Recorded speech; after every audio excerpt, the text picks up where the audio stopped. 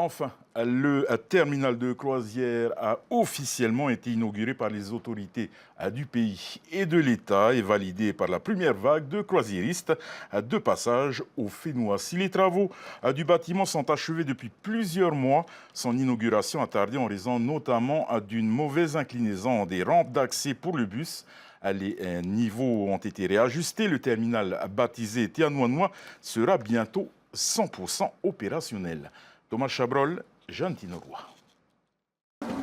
Le son des paous, des chants et des danses marquisiennes. Ces croisiéristes ne s'attendaient pas à une telle arrivée en entrant dans le terminal flambant neuf. Ils sont les premiers passagers du Starbreeze à découvrir ce nouveau lieu d'accueil. Et malgré un passage obligé ce matin sous la pluie, entre l'épice sud et l'entrée du terminal, ces touristes sont ravis d'y récupérer leurs bagages avant de poursuivre leur séjour. Je trouve qu'il est magnifique, moderne et bien aménagé. Ça représente bien Tahiti. Regardez, il y a tout ce bois sur les plafonds et vous pouvez voir à l'extérieur la magnifique île. Vous arrivez ici et vous vous dites « Je suis à Tahiti, je suis vraiment à Tahiti ». Je l'adore. Le bâtiment de 2700 mètres carrés au total compte 3 niveaux. Il est doté d'un parking de 205 places, d'une bagagerie, de comptoirs d'enregistrement et d'un espace dédié à l'artisanat.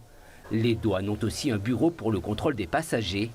Pour ces voyageurs habitués à des arrivées sous des chapiteaux dans d'autres destinations, le terminal de croisière de Papeete se démarque.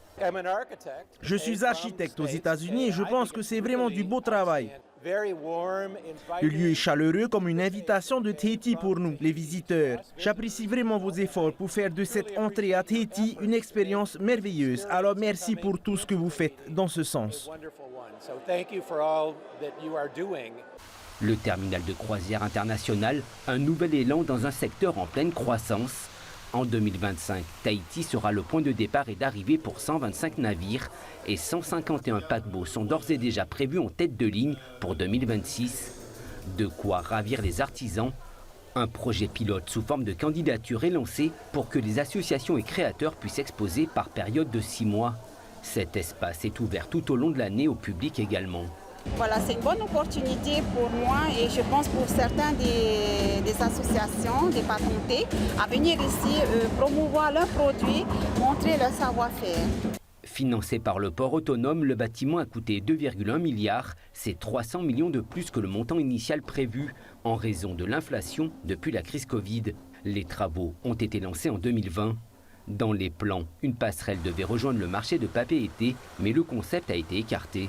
La passerelle, même si elle était aménagée, ne serait pas pratique pour les croisiéristes parce qu'ils devraient déjà arriver sur les épis, monter dans le terminal, monter encore sur la passerelle, puis redescendre et vice-versa.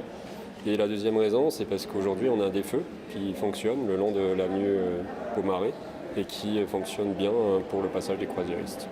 Le terminal entre en service. Il ne manque plus que le scanner à rayon X pour le contrôle des valises. Il est attendu pour le mois d'avril.